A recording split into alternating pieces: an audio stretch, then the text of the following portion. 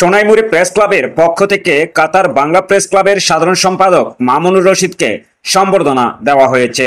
Sonaimuri press ক্লাবের আয়োজনে press club ভবনে ঈদ পূর্ণমিলনী ও সম্বর্ধনার আয়োজন করা হয়।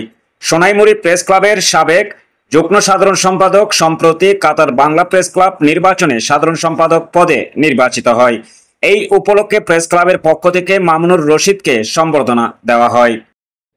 এতে প্রধান অতিথি হিসাবে উপস্থিত ছিলেন সুপ্রিম কোর্ট বার অ্যাসোসিয়েশনের সভাপতি, নোয়াখালী এক আসনের সাবেক সংসদ সদস্য, বিএনপির চেয়ারপারসনের উপদেষ্টা ব্যারিস্টার এম মাহবুব উদ্দিন খোকন।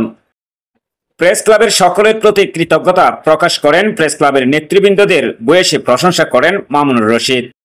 এই সময় উপস্থিত ছিলেন সোনাইমুড়ি প্রেস ক্লাবের সভাপতি বেলাল হোসেন ভূঁইয়া, সাধারণ সম্পাদক ইয়াকুব আল মাহমুদ, প্রতিষ্ঠাতা সভাপতি অধ্যাপক সালাউদ্দিন, সাবেক সভাপতি শামসুল আরেফিন জাফর, সাংগঠনিক সম্পাদক মোহাম্মদ উল্লাহ ভূঁইয়া, দপ্তর সম্পাদক টি এ সেলিম, সাবেক কোষাধ্যক্ষ আব্দুল মতিন, সাবেক যুগ্ম সাধারণ সম্পাদক ফজলুল হক, সাবেক দপ্তর সম্পাদক এ কে এম মহিউদ্দিন, সাবেক প্রচার সম্পাদক ইয়াসিন, প্রচার সম্পাদক আব্দুস সালাম মাসুম প্রমুখ।